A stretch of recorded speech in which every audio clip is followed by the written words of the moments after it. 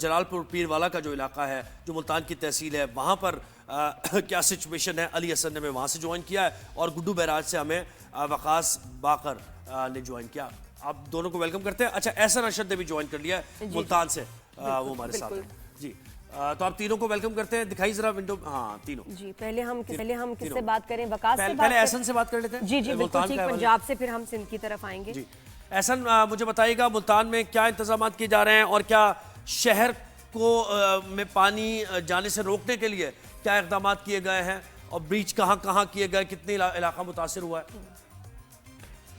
बिल्कुल, आज एक बड़ी डेवलपमेंट सामने आई है कि शहर में पानी दाखिल होने वाला था, जिसको रोकने के लिए आज शेरशाह बंद पर ब्रीचिंग के जरिए शिगाफ डाला जाएगा और पानी को आगे की तरफ जो है उसका रुख मोड़ा जाएगा ताकि शहर को बचाया जा सके। लेकिन इससे जो जहां पर पहले ही सैलाबी पानी मौजूद है उससे मजीद तबाही का खदशा जाहिर किया गया है, क्योंकि पानी का रुख मोड़ा जाएगा और पानी उन्हीं इलाकों में जाएगा जहां पर पहले से पानी मौजूद है और देहाती इलाके ज़ेर-ए-आब आ चुके हैं। अब यहाँ से जो मुल्तान का शेरशाह बंद से जो पानी निकलेगा, ये शेरशाह बंद के करीब से देहाती इलाकों से होता हुआ ये आगे जो है वो जलालपुर पीरवाला पहुंचेगा और पीर इसी तरह आगे जो है मजीद तबाही, क्योंकि इन इलाकों में पहले ही बहुत तबाही और उसके बाद पानी का रुख मोड़ने के बाद उनमें मजीद तबाही का खदशा भी जाहिर किया गया है, क्योंकि मुल्तान शहर को बचाने के लिए दो बंद हिफाजती बंद बनाए गए हैं। एक अकबर फ्लड बंद है, दूसरा शेरशाह बंद है। अब शेरशाह बंद पर और अकबर फ्लड बंद पर पहले ही जो है वो डायनामाइट नस्ब कर रखे थे। आज इनको जो है वो एक शेरशाह बंद पर गुज़िश्ता रात फैसला किया गया कि मुल्तान शहर को बचाने के लिए वहाँ पर जो है वो उसको ब्रीचिंग सिस्टम के जरिए शिगाफ डाला जाए और वहाँ से पानी का रुख मोड़कर जलालपुर पीरवाला की तरफ कर दिया जाए ताकि जो शहर है वो बचाया जा सके। लेकिन देहाती इलाके जो है इससे मजीद ज़ेर-ए-आब आएंगे। तो ऐसा ये बताएं कि जो देहाती है इससे, वो जो हमारी भाई बहन है वो कितना नाराज है इस अमल से? क्योंकि जाहिर बात है उनका तो नुकसान हो रहा है, शहरों को भी बचाना है, लेकिन ये कि शहर को बचाने में उनका बहुत भारी नुकसान हो जाएगा।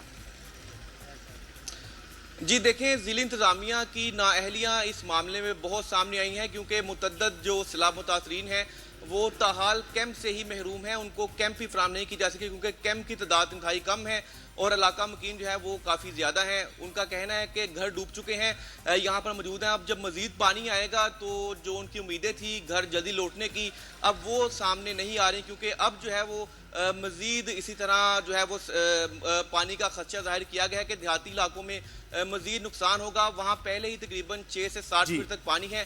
अब जब मज़ीद वहाँ पर शिगाफ डाला जाएगा बिल्कुल ऐसा ना के लिए हमारे साथ ही रहिए। जैसे आपने जलालपुर पीरवाला की बात की है तो वहीं से हमें अली हसन ने ज्वाइन किया है। अली, आपने सुन लिया हसन ने क्या कहा? एक तो वैसे ही वहाँ का अहवाल हमें बताया आपके कितने मुतासिर हो गए, लेकिन ये मुल्तान शहर को बचाने के लिए एक बार फिर ब्रीच करके जलालपुर पीरवाला की तरफ रेला आएगा। तो क्या इंतजाम हैं, क्या इकदाम किए गए हैं इस सिलसिले में? देखें, इस वक्त जलालपुर पीरवाला जो है शदीद आबी खतरात से गुजार है। मुल्तान की जो सबसे बड़ी तहसील है, जो कि रकबे के लिहाज से भी और आबादी के लिहाज से भी इस तहसील का जो है बड़ा नाम है। तो इस वक्त तहसील में जो है दो दरिया लगते हैं, एक दरिया जनाब है और दूसरा जो है दरिया सतलुज है। तो इस वक्त दोनों दरियाओं में पानी में जो है मुसलसल इजाफा हो रहा है और दोनों दरिया जो है इस वक्त जलालपुर पीरवाला के शहर को जो है शदीद मुतासर कर रहे हैं। शहर के तकरीबन आबादी से 30 से 40 मीटर के पास। अली, वैसे मुझे लग रहा है जलालपुर पीरवाला में आप ये मतलब ढूंढ के किसी खुश्क जगह पे खड़े हुए हैं, क्योंकि जो तबाही वहां पर हुई है तो बड़ा मुश्किल है। जी देखिए, मेरे असल में आप देख सकते हैं कि यहाँ पर मकामी लोगों की जानिब से यहाँ एक भारी मशीनरी की मदद से आज तीसरा चौथा जो है इस बंद को जो है मजबूत बनाया जा रहा है ताकि पानी जो है वो शहरी आबादी में दाखिल। अच्छा, इनसे दोबारा हम प्लीज कनेक्ट हो सकते हैं? आवाज बिल्कुल क्लियर नहीं है। अच्छा, एहसन से जरा हम अब ये बात कर लेते हैं। जैसे उन्होंने कहा कि टेंट्स वगैरह नहीं है। कल हमारे साथ पीडीएम में पंजाब के डीजी थे और वो खुद ये बता रहे थे कि तकरीबन 66,000 लोगों को उन्होंने रिलीफ कैंप्स में डाला है। तो अब मुझे बताएं, क्या टेंट्स के ऑर्डर्स किए जा रहे हैं कि फौरी तौर पर वॉर फुटिंग्स पे टेंट्स बनाए जाए, जो और चीज़ों की ज़रूरत है उनको लाया जाए? इस सिलसिले में क्या इक़दाम हो रहे हैं? जी देखें, जैसे रेस्क्यू के इदारे हैं, पीडीएमए का इदारा है, वो उनका बिल्कुल कहना ठीक है कि उन्होंने इलाका मकीनों को, सलाम मुतासिरीन को रेस्क्यू किया, लेकिन रेस्क्यू करने के बाद उनको एक सड़क पर लाकर खड़ा कर देना इस मामले का हल नहीं। मुल्तान में तकरीबन 5 से 6 दिन से ये सिलसिला चल रहा है। कई आबादियाँ ऐसी हैं जहाँ पर कैंप नहीं मौजूद, 2 रोज़ से वहाँ पर बारिश का सिलसिला भी जारी रहा। इलाका मकीन जो सलाम मुतासिरीन थे, अब वो तो इंतज़ामिया के पास जाते हैं, लेकिन इंतज़ामिया की जानिब से आगे से जब सामान मौजूद नहीं होगा तो वो कोई ना कोई ऐसी बात करके उनको बाहर निकाल देंगे। इसी तरह का सिलसिला देखने में आया। उन्होंने मुतद्दद बार कोई ना कोई नया बहाना बनाया, जिस तरह आईडी कार्ड का बहाना बनाया गया कि मुतलका इलाके का आईडी कार्ड होगा तो उसके बाद कैंप दिया जाएगा। इसी तरह ही दीगर जो कैंप जो सामान मैसर ना हो तो फिर इसी तरह ही आगे से सलामत मुतासिरीन को वहां से भेजा जाता है ताकि वो यहाँ पर ना आए। ये थोड़ा एक ना वीडियो बनाइएगा हमारे लिए जिसमें आईडी कार्ड के अगर आपसे कोई रिक्वायरमेंट कह रहा है कि जी जरूरी है, क्योंकि इंतजामिया ने तो इनकार कर दिया, कोई बात की भी नहीं। वीडियो जरा बनाइएगा कि लोग खा रहे हों, उनको जी, खाना शनाख्ती कार्ड की रिक्वायरमेंट की video is very very important, ताकि प्रूफ हो, फिर हम उनसे इंतजामिया से बात कर सकें। वो कह रहे हैं ऐसा कुछ भी बना चुके हैं जी, ये हमारे लिए बना चुके हैं इस पे शनाख्ती कार्ड पे। अच्छा, और बकायदा वो मांग रहे हैं उसमें बिल्कुल उसमें इंतजामिया का सोर्ट भी है, जिसमें इंतजामिया की जानिब से खुद कहा गया कि एसओपीज हैं। नहीं, वो असल में इसलिए कह रही है नादिया कि डीजी कल हमारे साथ थे पीडीएम में, कि वो कहते हैं ऐसा कुछ भी नहीं है और ये बिल्कुल नहीं हो रहा ऐसा।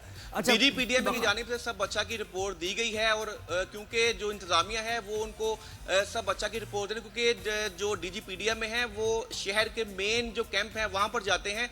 ये मसाइल हैं देहाती इलाकों के, दूर दराज के जो इलाके हैं। जी, सही। बस अच्छा होगा हम जरा वीडियो दिखाएंगे तो उनको भी पता चले, उनके इल्म में आए। अच्छा जी, वकास की जानिब वकास से। वकास, आपको आवाज आ रही है हमारी? वकास, सही, आपकी आवाज मुझे आ रही है। चले, गुड्डू बैराज पर आप मौजूद हैं वकास, और गुड्डू से सखर के दरमियान के जो इलाके हैं, जो डिस्ट्रिक्ट्स हैं, वो कौन कौन से हैं और उस सिलसिले में इक़दाम क्या किए गए, बताइए। देखिए, मैं इस वक्त मौजूद हूँ गुड्डू बैराज के अप स्ट्रीम पर, जिसको जो यहाँ पर ये सिंध पंजाब का संगम है। ये जगह वो है जहाँ पर दरियाई बेल्ट में जिला पंजाब का जिला राजनपुर की तहसील रुझान और सिंध के जिला कश्मीर की तहसील कश्मीर यहाँ पर मौजूद। मेरे दाएं जानिब बिल्कुल कश्मीर का जो गुड्डू थर्मल पावर प्लांट है, ये वो दरियाई बेल्ट है जिसने अपना दरिया ने कदीमी रुख तब्दील किया और यहाँ पर हजारों एकड़ जमीन जो है दरिया बुर्द हो चुकी है। इस मौजूदा सैलाबी सूरत हाल में जितना बड़ा नुकसान सिंध पंजाब के इन अजला में हुआ है, शायद इससे पहले मादी में कभी हुआ हो। 2010 के सैलाब का जिक्र किया जाता है। 2010 का सैलाब चूंकि दरियाई सैलाब था और उसकी बारिशों के बाद जो सूरत हाल हुई थी, मौजूदा सैलाबी सूरत हाल जो है मुल्क में आई है, उसकी वजह भारत की अभी जारियत है। अब इस वक्त जो पंजाब, निस्फ से जायद पंजाब के हमारे अजला जो है सैलाबी सूरत हाल की वजह से लाखों लोग बेघर और नुकसान में है। सिंध में सूरत हाल कदरे बेहतर इस 2 वजूहात के तहत। एक तो सबसे बेहतर बात यह है कि महकमा आबपाशी सिंध ने गुज़िश्ता चंद सालों के दौरान जो अपने इरिगेशन इंफ्रास्ट्रक्चर पर इन्वेस्टमेंट की थी, उसके असरात नजर आ रहे हैं कि गुड्डू बैराज से जब 5.5 लाख क्यूसेक का सैलाबी रेला गुजरा तो सिंध में कहीं भी किसी भी मकाम पर नहर को, किनाल को या इरिगेशन नेटवर्क के किसी इंफ्रास्ट्रक्चर को कहीं कोई ब्रीच नहीं लगा और बआसानी वो बहिरा अरब में जाकर पहुंच गया। दूसरी चीज यह है कि जब पंजाब में सैलाबी रेला सिंध में दाखिल होता है, उसमें 48 घंटे का एक वक्त मिलता है और पंजनत वो मकाम है सिंध पंजाब का संगम दरियाई बेल्ट पर, जहां से ये गेज किया जा सकता है कि सिंध की जानिब कितना बड़ा सैलाबी रेला आ रहा है। तो ये इंतजामात करने में थोड़ी आसानी, कदरे बेहतर हो जाता है। अली हसन से भी हम बात करेंगे जी, जलालपुर पीरवाला में मौजूद हैं। अली, प्लीज बताइएगा जरा थोड़ा वहां का हाल दोबारा पीछे जो काम चल रहा है, क्या मतलब बंद बनाया जा रहा है ताकि आबादी में दाखिल ना हो पानी? हमें मशीन्स नजर आ रही हैं वहाँ जी। देखो, इंतजामिया की जानिब से जो पहले जो सड़क थी, जिसको पहले एक बंद बनाया गया था, उसका फिर सड़क बनाई गई, तो उसके ऊपर भी इंतजामिया की जानिब से तकरीबन 2 से 3 फुट का जो है वो बंद बनाया गया था इंतजामिया की जानिब से। उसके मट्टी डाली गई थी, लेकिन वो जो है सैलाब को रोकने के लिए नाकाफी थी। अपने यहाँ के जो लोग हैं, जो करीबी आबादी है, वो लोगों को चंदा इकट्ठा करने पर मौजूद है और चंदा इकट्ठा करके यहाँ पर भारी मशीनरी की मदद से इस बंद को जो है महफूज बनाया रहा है। अपनी मदद आपके तहत हो रहा है ये सब कुछ? चंदा इकट्ठा करके हुकूमत बना रही है, लोग बना रहे हैं? नहीं, चंदा इकट्ठा करके कह रहे हैं।